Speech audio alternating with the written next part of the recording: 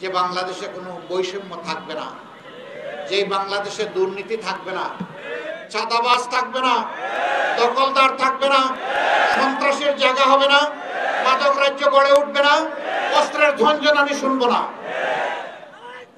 ঘরে বাইরে রাস্তায় কর্মস্থলে নাগরিকরা মর্যাদা এবং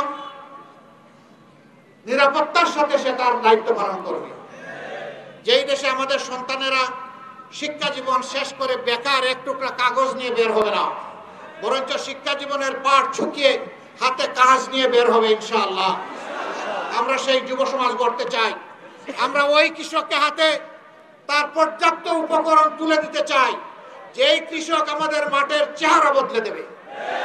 আমরা তাদের সাথে থাকব, আমরা তাদের সাথে দাঁড়িয়ে পানি সিঞ্চন করব, আমরা তাদের কপালে চুমু দেব। এই কৃষকরা মনের দুঃখে কৃষিকাজ ছেড়ে দেবে না, যে তার প্রোডাকশনে যা খরচ হয় বিক্রি করলে তা উঠে না, অতএব আমি কৃষিকাজ চালাবো না, এরকম হবে না। বরঞ্চ তাদেরকে ফুল সাপোর্ট রাষ্ট্র দেবে। রাষ্ট্র দিতে বাধ্য, কারণ তারা মাঠে ফসল ফলায় রাষ্ট্রের জন্য, নাগরিকদের জন্য। একজন শ্রমিক সে তার শ্রমের ন্যায্য অধিকার পাবে।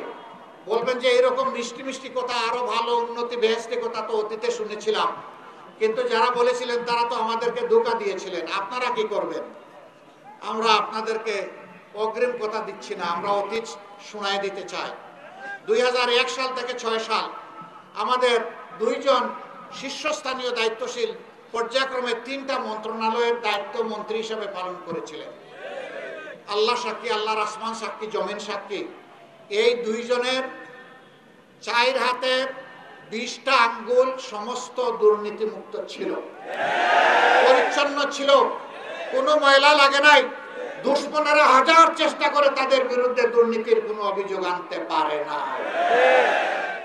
তাদেরই গড়ে যাওয়া মানুষগুলো এখন বাংলাদেশ জামাত ইসলামীতে আছে।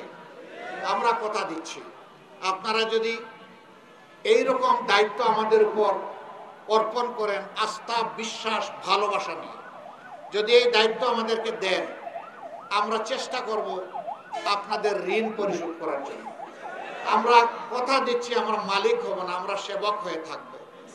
আমি আমার নিজের ব্যাপারে কথা দিতে চাই, আজকে আল্লাহ আমাকে যে সম্পদ দিয়েছেন সেই সম্পদের পরিমাণ বাড়বে না ইনশাআল্লাহ। জনগণের প্রয়োজনে তা ইনভেস্ট হয়ে যাবে, কমে যাবে ইনশাআল্লাহ। আমি এই সম্পদ নিয়ে কবরে যাব না, আমি হাসরের দিনে এই বোঝা নিয়ে উঠতে পারবো না। আমরা ভয় করি আল্লাহ তাআলাকে। আমরা এখন হাসরের দিনে যাত্রাপথে আমাদের ব্যাগ এবং লাগেজ গুছাতে চাই, আমরা জনগণের সেবা করতে চাই। হ্যাঁ, আল্লাহ তাআলা যদি পছন্দ করেন আর জনগণের মনে যদি সেই ভালোবাসা এবং আস্থা জন্মায়, তখনই কেবল সেই সেবার সুযোগ পাওয়া সম্ভব, অন্যথায় নয়। আমরা কোনো জোর জবরদস্তি করব না, আমরা কোনো আজে বাজে কৌশল অবলম্বন করব না। সোজা সাপটা আমাদের কথা। আল্লাহর কোরআন যেমন সত্য এবং পরিচ্ছন্ন, পরিষ্কার, দিবালুকের মতো স্পষ্ট, আমাদের কথাগুলো সেই রকমই স্পষ্ট। আমরা ওই কোরআনকে অনুসরণ করব। কোরআন, আমরা বিশ্বাস করি সমস্ত সৃষ্টির যিনি স্রষ্টা, তিনি কোরআনকে জীবন বিধান হিসেবে মানব জাতির জন্য উপহার দিয়েছেন। এর চাইতে ভালো কোনো জীবন বিধান হতে পারে না, আইন হতে পারে না, কানুন হতে পারে না, সমাজ ব্যবস্থা হতে পারে না। আমরা ওইটাই সমাজকে উপহার দেওয়ার চেষ্টা করব ইনশাআল্লাহ। ইসলাম সকল মানুষের অধিকার সংরক্ষণ করেছে, কারো অধিকারের উপর কাউকে হস্তক্ষেপ করার সামান্যতম কোনো অধিকার দেয় নাই, কোনো শক্তি দান করে নাই, কোনো সুযোগ তুলে দেয় নাই।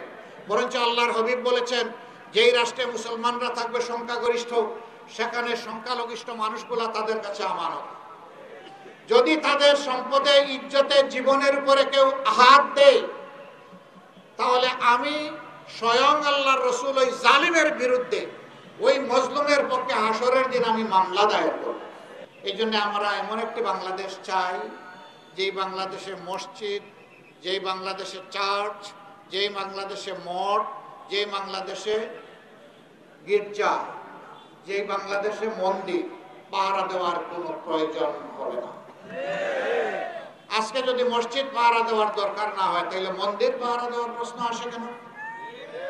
নিশ্চয়ই সমাজে কিছু হুতুম পেঁচা আছে, ওই পেঁচাগুলো আমাদের সম্পর্ক নষ্ট করতে চায়। আমরা সেই সুযোগ ওদেরকে দেব না। যত ত্যাগ স্বীকার করতে হয় আমরা প্রস্তুত ইনশাআল্লাহ। আমাদের উপরে যত আঘাত আসুক, চ্যালেঞ্জ আসুক, জীবন যাবে, কিন্তু দেশের 1 ইঞ্চি মাটি আমরা কারো হাতে তুলে দেব না।